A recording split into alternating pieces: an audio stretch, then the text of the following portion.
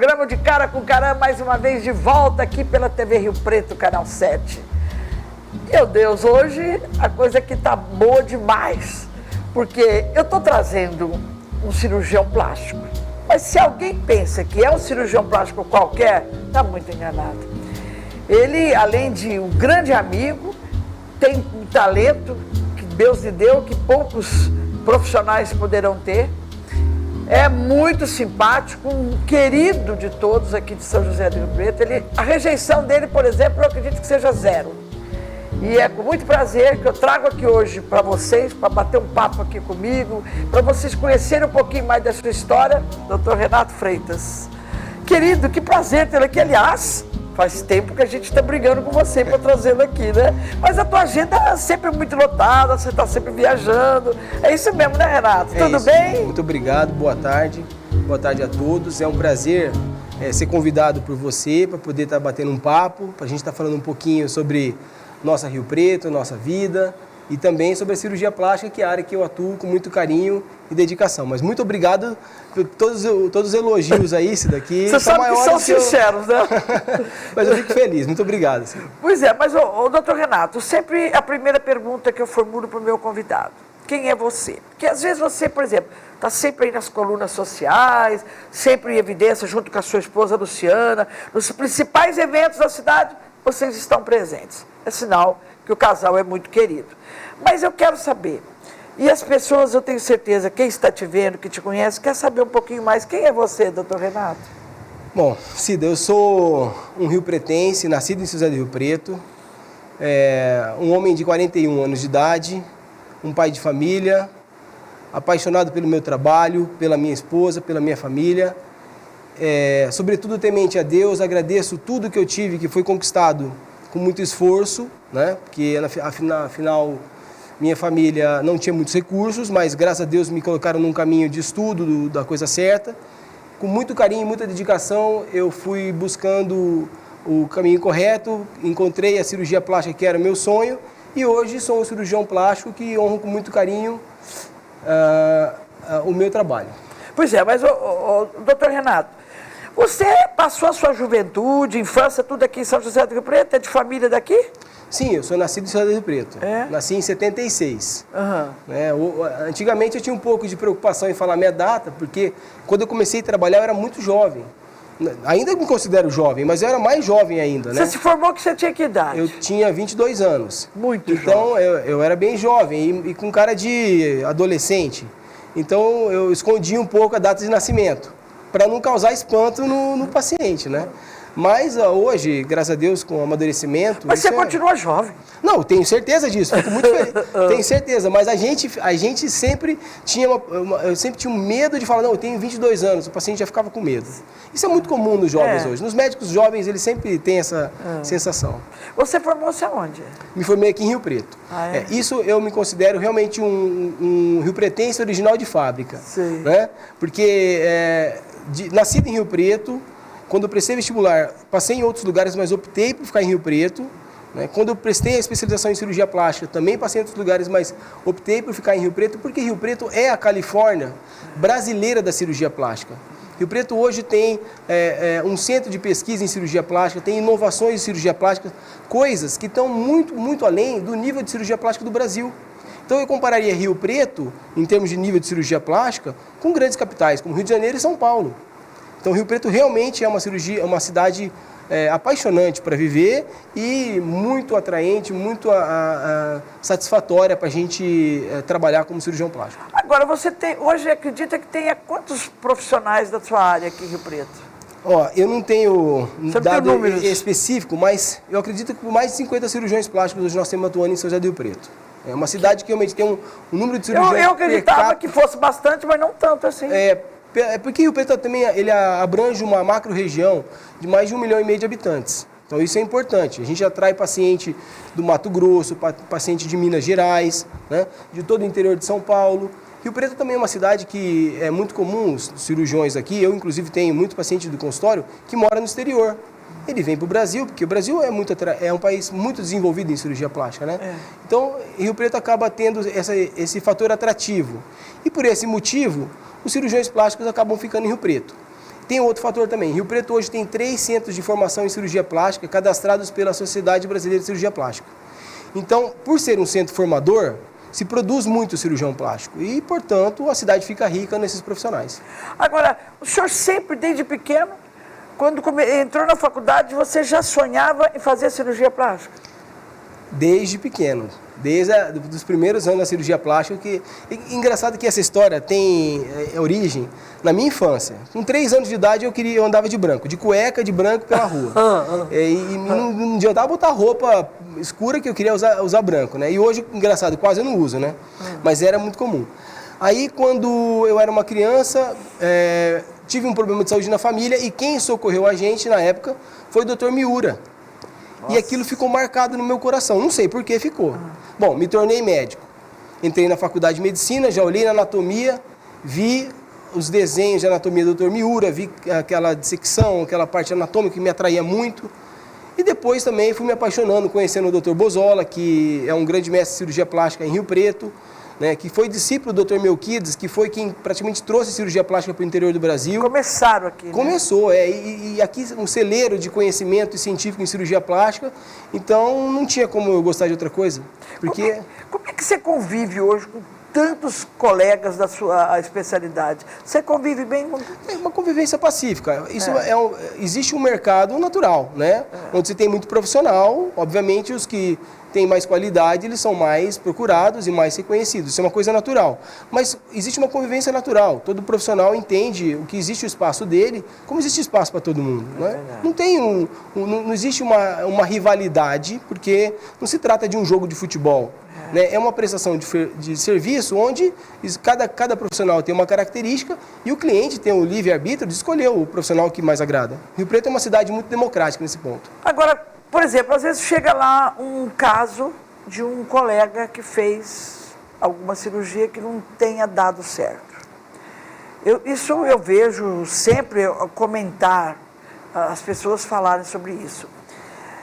Como é que fica? Você chega a entrar em contato com o seu colega que fez a cirurgia ou você refaz aquele trabalho que ele fez e zíper? Esse problema, a insatisfação... Isso acontece, não acontece? Acontece. Insatisfação ou resultados ruins em cirurgia plástica é uma coisa possível porque é próprio do corpo humano, é próprio das técnicas. Obviamente... E o cirurgião plástico também não faz milagres, né? Não faz. Não, mas obviamente que existe uma estatística. Se o cirurgião tem uma porcentagem grande de pacientes insatisfeitos, ele tem que rever as técnicas dele, ou as indicações, isso é óbvio. Para qualquer cirurgião, não cirurgião plástico, até para um motorista. Você não contrataria um motorista que tem 30 pontos na carteira e um carro todo amassado. Não é? Então a estatística positiva de um cirurgião é muito importante. Ele é um bom cirurgião, está com bons resultados. Mas especificamente, voltando ao assunto, falando sobre cirurgia plástica, quando a gente recebe um paciente que está insatisfeito com um colega, com o trabalho de um outro colega, o primeiro ponto é você colocar, entender especificamente o que está acontecendo com o paciente, ver o que se ocorreu, né? E tentar primeiro restabelecer a relação desse paciente com o profissional que o atendeu. Porque o profissional como capacitado, se por acaso ele foi capacitado, e normalmente é capacitado, ele teria condições de resolver o problema, né? Agora, uma vez que o profissional não tem condições de resolver o problema, e se você acha que é possível resolver, você resolve o problema do paciente, né? Agora, também existe um problema em cirurgia plástica, que é a insatisfação psicológica, onde o paciente obtém o melhor resultado possível, que a técnica poderia oferecer, que o corpo dele poderia receber, no entanto, ele não está satisfeito. Então, nesses casos, além de um acompanhamento profissional, se o médico não detectar isso no pré-operatório, ele vai ter problema com esse paciente no futuro. Então, em cirurgia plástica, falar de insatisfação é bem amplo a discussão. Mas o principal, tenta restabelecer a relação, faça o melhor para o paciente como se estivesse fazendo para você. Você põe no lugar dele, vê o que você faria. É por aí. E quais são os avanços hoje da cirurgia plástica? Você está sempre participando de congressos? Sim, a cirurgia plástica é uma especialidade, ela é muito artesanal, né? Depende muito do conhecimento tridimensional, da habilidade do cirurgião. Mas como toda a parte da medicina, tem um avanço tecnológico em materiais, em técnicas que estão sendo decifradas, enfim. Mas especificamente o que eu acredito que vai acontecer nos próximos anos, que ainda não é regulamentado, ainda não é cientificamente provado, mas é o uso de células-tronco. Células-tronco, provavelmente em cirurgia plástica, tanto na reparadora como já é usada, como na cirurgia plástica estética, vai ser um dos avanços que nós temos hoje, que estão em estudo. Biomateriais, por exemplo, engenharia de tecidos, né? Aquelas impressoras que fazem tecidos quase igual ao tecido humano. Então, reconstrução de face, reconstrução de mama, com tecidos praticamente idênticos, feitos por... Que maravilha. Então, é um avanço positivo da cirurgia plástica. Eu vou fazer uma pergunta e você vai me responder depois do nosso intervalo. Você tem noção de quando que foi que a cirurgia plástica se tornou mais popular?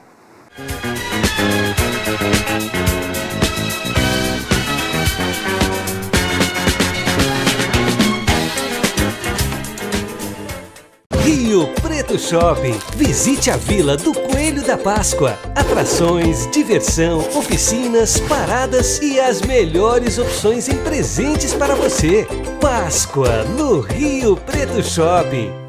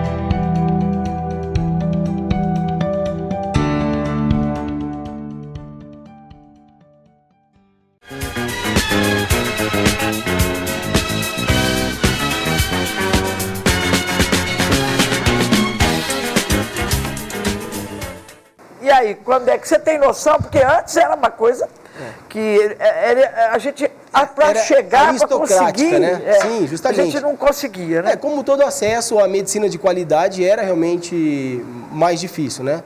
Mas a cirurgia plástica, junto com outros objetos de consumo, porque hoje a cirurgia plástica é considerada um objeto de consumo, né? Muito comum que jovens brasileiras, veja bem, isso é uma característica específica do Brasil, dos Estados Unidos da América, na Europa não é comum, mas jovens brasileiras procurem, como presente de 15 anos, uma cirurgia plástica, né? Então se tornou um objeto de consumo. Mas vamos lá, a cirurgia plástica, na década de 90, ainda era muito aristocrática, né? Na década agora dos anos 2000 para cá, com a facilitação, com a popularização, ela se tornou mais popular. E aí, para interromper até você um pouquinho, porque eu acho muito interessante que esse negócio de cirurgia plástica, de poder fazer a cirurgia, de não poder, hoje tem as facilidades, né? E na tua clínica também tem. Tem, vamos dizer, facilidades, porque como se tornou uma prestação de serviço ao cliente, você tem que tornar possível o serviço. Não adianta nada um serviço lindo, maravilhoso, que você não pode oferecer um benefício ao paciente, um benefício à população, né? Se é bom, se realmente tem benefício para o paciente, tem benefício para a população, por que não receber? Então hoje o mercado, todas as clínicas acredito, mas lá nós temos muitas facilitações para o paciente, porque a gente quer tornar possível a realização da cirurgia. Porque eu não sei, eu vou até deixar claro que para mim é um prazer operar. E eu acredito que para todos os cirurgiões é um prazer. Para mim, o prazer de poder beneficiar o paciente já é muito grande. Né? Então eu faço questão de tornar possível isso para ele, porque lá tem toda a estrutura, a Luciana, minha esposa, que comanda toda a parte administrativa e a parte financeira, tem toda a estrutura que tem essa filosofia de facilitar para o paciente, porque a gente quer tornar possível o benefício, né? Mas como um todo, isso eu acho que é um pensamento nosso, mas as outras clínicas também devem pensar, e hoje existem bancos que facilitam, se o paciente não tiver condições, o banco facilita como toda a prestação de serviço. Agora, qual que é hoje a cirurgia mais procurada lá? Ainda é a colocação de prótese de silicone? Ainda é a cirurgia de prótese de mama.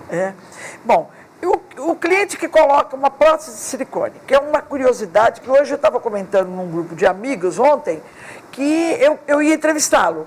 O senhor Cida, pergunta para ele sobre a prótese de silicone que a pessoa coloca, acha que nunca mais deve trocar. Ela tem um tempo, né? E se ela não trocar, o que pode acontecer?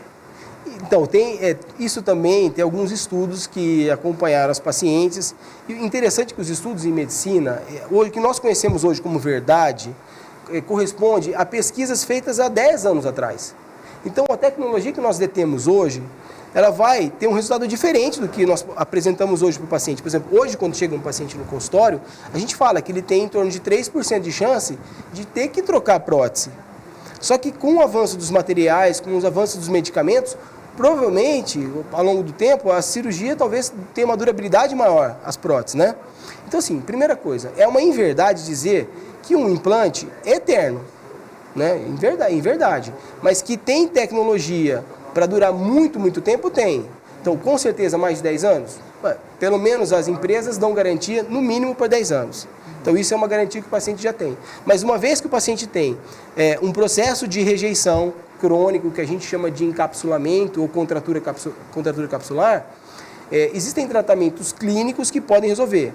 Na ausência da resposta ao tratamento clínico, o paciente tem que trocar a prótese. Mas também não oferece nenhum risco de vida o paciente não trocar a prótese.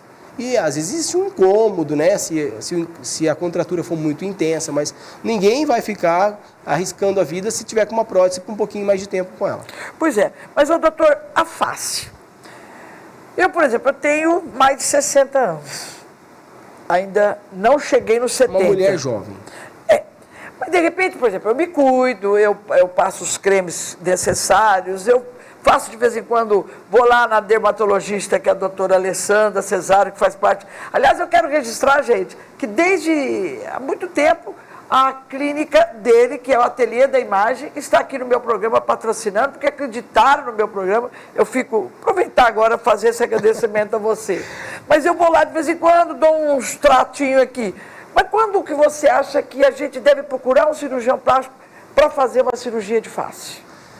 Bom, normalmente, essa busca pelo cirurgião plástico parte do próprio paciente, né? Ele começa a perceber que os tratamentos clínicos que você mencionou, por exemplo, botox, preenchimento, laser, né? Eles começam a ter resultado subótimo, não fica tão bom, né?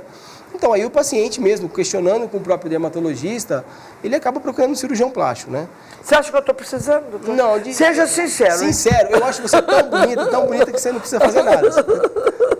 Ai, meu Deus. Mas eu falo sempre que eu quero fazer. E meus filhos falam, mamãe, não faça.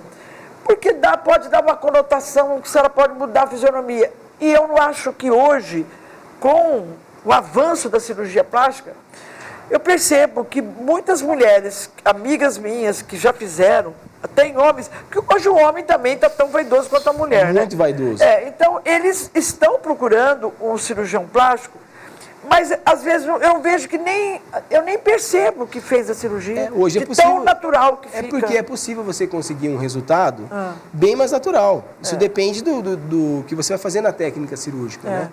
Então, tem pacientes que nos procuram e realmente pedem, doutor, eu quero um resultado muito discreto, porque eu prefiro que as pessoas nem percebam, mas dê aquela melhora que para mim vai ser suficiente. Bom, então isso já é uma possibilidade, sabia? Então, é muito comum esse pedido na clínica de... Agora, doutor, às vezes chega uma cliente lá, pessoa mignon, magrinha, quer colocar X, o tamanho de silicone é muito maior do que... Fica uma coisa desproporcional. Você coloca ou você aconselha para ela não colocar? Não, E eu quero saber também sobre o bumbum. Porque agora também está usando o silicone no bumbum. Mas tem umas que estão exagerando, tá uma coisa mais horrível, sabia? Fica muito feio. Tudo Horrível. Bom, pessoalmente, eu acho que tudo que é proporcional é adequado. Porque o que é proporcional, independe da cultura. Se você for na Europa, é proporcional, na Ásia é proporcional, na América é proporcional. Agora, quando se trata de gosto cultural, né, voltando àquele assunto que você falou de quando a cirurgia plástica se tornou popular, né? Junto com a popularidade, veio ela como objeto de consumo e veio alguns modelos americanizados, alguns modelos que não são próprios de uma anatomia da brasileira, né? Lógico, brasileira tem que ter bumbum, então vamos colocar uma prótese se ela se sentir satisfeita. Não é comum você colocar bumbum de cara, você faz uma lipoenxertia, deixa o bumbum bonito e tal. Mas especificamente sobre o peito, tudo que é desproporcional não fica adequado, né? Aparecem pacientes... Pode até prejudicar a coluna, seria também, né? A coluna, a longo prazo, por exemplo, a pele pode ceder e cair, né? E pode ter desproporções, ficar sem nenhuma, dizer assim, nenhuma graciosidade estética, né? Então, por que você vai... Agora, realmente, isso, o paciente chega cheio de conceitos que muitas vezes ele recebeu da mídia, recebeu das amigas, ele está criando o conceito. A conversa com o paciente, a explicação para o paciente, a orientação para ele sobre os benefícios de um procedimento feito com técnica, com decência, com respeito às proporções do corpo humano, é muito importante. Essa é parte do nosso trabalho. Agora, uma cliente que vai lá que faz a cirurgia de face, ela quer fazer a cirurgia de face, quer fazer mama, quer fazer lipoaspiração. Lipoaspiração ainda é muito procurada, não? Muito procurada. Você sabia, eu não sei se eu já comentei com você, que eu já fiz 3 lipo e eu perdi as 3? Perdi, eu quero dizer que eu não cuidou, né? Cirurgia plástica é igual um jardim, Cida. Imagina que você vai lá, fala pro Brunner Marques fazer um jardim lindo para você, maravilhoso. Fica lindo. Se você não cuidar do jardim, com o tempo vai mudando. Então é importante cuidar. Agora vamos falar para mim outra coisa. A gente, antes de terminar o nosso programa, que está chegando ao fim, eu queria que você falasse o que a clínica Ateliê de Imagem pode proporcionar às pessoas. Quero ir lá. Uma clínica linda, aliás, quero registrar mais uma vez os meus cumprimentos ao nosso querido arquiteto Fabiano Hayazaki, que foi o autor de tudo aquilo. Fala para mim, o que a sua clínica pode oferecer? Além do trabalho da sua mulher, que é cirurgiã dentista, que, aliás, eu falei para ela, um dia ela veio aqui no meu programa, eu falei, Luciana, por que você não fez a cirurgia plástica? Ela já virava a sua maior concorrente. Certeza. Não, com certeza a maior aliada. Né? Ela seria a maior aliada. Não, a nossa clínica, ela foi idealizada para ser um atendimento individual. Cada paciente que chega lá, ele é entendido como se estivesse na casa dele. Então, nós temos todo tipo de tecnologia disponível no mercado hoje para atender nossos clientes, mas o que a gente quer passar para o nosso cliente é que ele chegue lá, se sinta em casa. Se chegou lá, tem um café, tem um bolo, tem sempre lá um ambiente seguro, confortável, que é o que a gente passa. E a gente faz isso com muito carinho. É como se fosse uma extensão da nossa casa. Com certeza, todo mundo que trabalha com muito amor. A minha esposa, a Luciana, trabalha com muito carinho. A doutora Alessandra Cesário, dermatologista. A esteticista Zilda também, que trabalha conosco. Doutor Fernando Mota, doutor Fábio.